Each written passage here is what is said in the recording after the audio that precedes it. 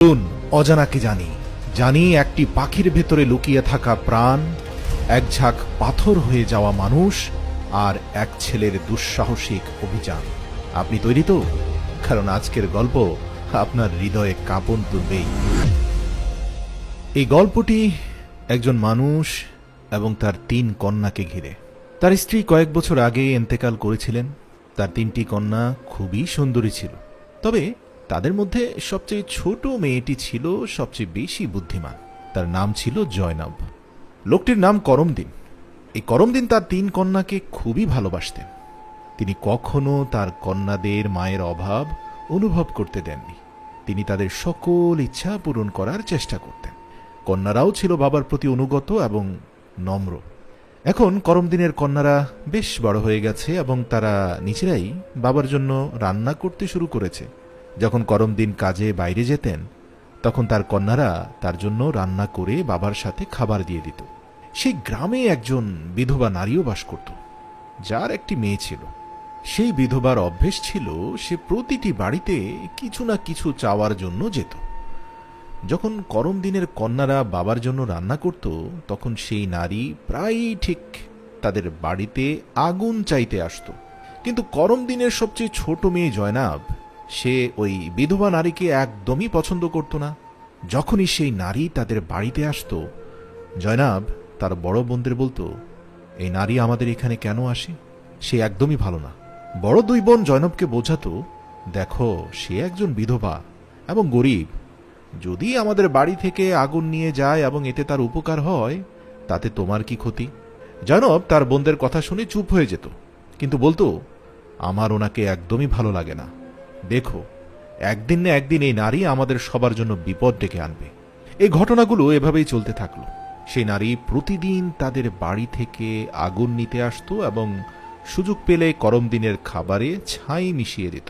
করমদিন যখন খাবার খেতে গিয়ে খারাপ কিছু অনুভব করল, তখন সে ভাবল, তার ছোট ছোট মেয়েরা রান্না করতে শিখেছে, হয়তো তাদের থেকে কোনো ভুল হয়ে যাচ্ছে। সে তার মেয়েদেরকে এতটা ভালোবাসতো যে তাদের খাবার খুব মজা করে খেত, যদিও সেই নারী খাবারে মাঝে মাঝে ছাই ফেলে রাখত। এভাবে কয়েকটি মাস পরে করমদিন আসলে বুঝতেই পারছিল না যে প্রতিদিন তো মেয়েরা খাবারের মধ্যে ময়লা ফেলে রাখার কথা না, এই খাবার নষ্ট কে করছে। তারপর একদিন করমদিন ভাবল, আজ আমি আমার মেয়েদের উপর নজর রাখব। অবশেষে করমদিন বাইরে যাবার ভান করে ঘরের আড়ালে লুকিয়ে রইল। করমদিনের মেয়েরা যখন রান্না করতে শুরু করলো, সে লুকিয়ে তাদের দেখতে লাগলো। তার বড় মেয়ে পরিষ্কার পানিতে চাল ধুচ্ছিল, মাঝের মেয়ে তরকারি রান্না করছিল, আর সবচেয়ে ছোট মেয়ে জয়নাব বাসন ধুচ্ছিল। যেসব পাত্রে খাবার পরিবেশন করা হতো, সেই বাসনগুলো এত সুন্দর করে জয়নাব পরিষ্কার করছিল, যা দেখে করমদিন একদম মুগ্ধ হয়ে গেল। তো কিছুক্ষণের মধ্যেই বড় মেয়ে রান্না শেষ করলো। খাবারে কোনো ত্রুটি ছিল না। করমদিন চিন্তিত হয়ে গেল, তাহলে খাবারে ময়লা আসছে কোত্থেকে? কিন্তু হঠাৎ সে যা দেখল, তাতে তার পায়ের তলায় মাটি সরে গেল। সে দেখল সেই একই বিধবা নারী আবার আগুন নিতে এসেছে, আর তার ছোট মেয়ে জয়নাব তার সাথে তর্ক করছে। তার অন্য 2 বোন তখন জয়নাবকে বুঝিয়ে বলছিল, আরে কোনো সমস্যা নেই জয়নাব, তুমি কেন এই চাচির সাথে ঝগড়া করছো? তাকে আগুন নিতে দাও। সুযোগ পেয়ে সে বিধবা নারী আগুন নেওয়ার নাম করে ফাঁক বুঝে করমদিনের খাবারে ছাই মিশিয়ে দিল, আর পুরো খাবারটাই নষ্ট করে দিল। এটা দেখে করমদিন ভীষণ রেগে গেল। পরদিন করমদিন সেই বিধবা নারীকে তার বাড়িতে ডাকলো এবং রেগে গিয়ে জিজ্ঞেস করলো, তোমার এত সাহস কি করে হলো আমার খাবার নষ্ট করার? সেই নারী নাটকে ভঙ্গিতে করমদিনের কাছে এসে বলতে লাগলো, আরে না, আমি তো শুধু এটা দেখতে চাচ্ছিলাম তুমি কি সত্যি তোমার মেয়েদের ভালোবাসো কিনা, খাবার নষ্ট হলে তুমি তাদের বকো কিনা। কিন্তু তুমি তো অনেক ভালো মানুষ, তোমার মেয়েদের খুব ভালোবাসো। তুমি তো সঙ্গে সঙ্গেই আমার চালাকি ধরে ফেলেছ। এখন আমি নিশ্চিত যে তুমি তোমার মেয়েদের সত্যিই ভালোবাসো। ভবিষ্যতে এমন কিছু আর হবে না।